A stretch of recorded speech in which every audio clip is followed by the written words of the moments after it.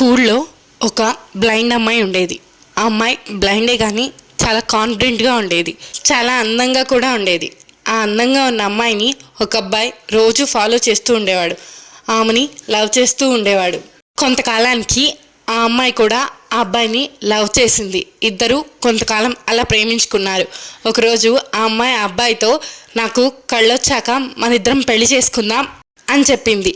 ఆ మాటలకి ఆ అబ్బాయి చాలా పొంగిపోయాడు. ఒక వారం తర్వాత ఆ అమ్మాయికి ఎవరో కళ్ళు దానం చేశారు.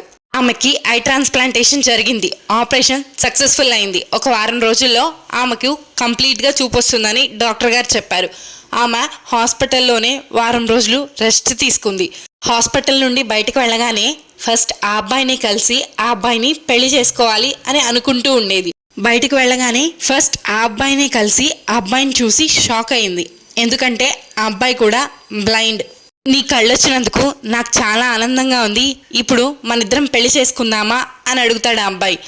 అప్పుడు ఆ అమ్మాయి మొహమాట పడుతూనే, నువ్వు గుడ్డివాడివి అనుకోలేదు, నీకు కళ్ళు లేవు, నేను నిన్ను పెళ్లి చేసుకోలేను అని సమాధానం చెప్తుంది. అప్పుడు ఆ అబ్బాయి, సరే నన్ను పెళ్లి చేసుకోకపోయావు కానీ కనీసం నీ దగ్గరున్న నా కళ్ళనన్నా జాగ్రత్తగా చూసుకో అని చెప్పి అక్కడి నుంచి వెళ్ళిపోతాడు.